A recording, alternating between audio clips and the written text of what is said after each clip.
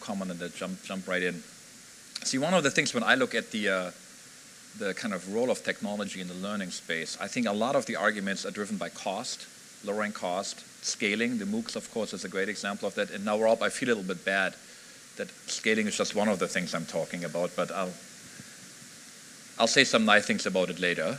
And then the third idea is really kind of customization. Is that you're able to kind of customize something.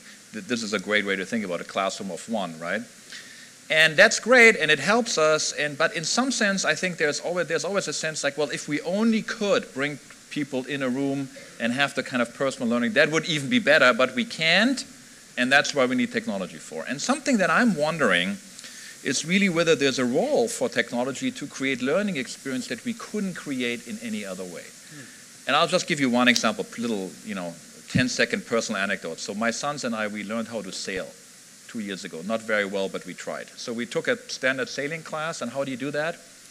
You spend 3 hours in a classroom with a whiteboard, and then you go out on the boat.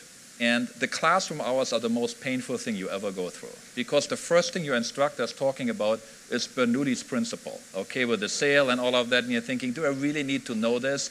I want to make sure I can get the boat moving, right? Which should be hands-on, visual, trying something out, almost more like a video game or flight simulator than to use a flip chart there.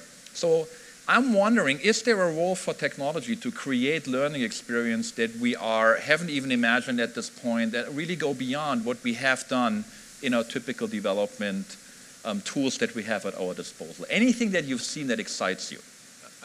I think your example is a really good one. And this is why MOOCs are failing. Because what MOOCs are trying to recreate is this experience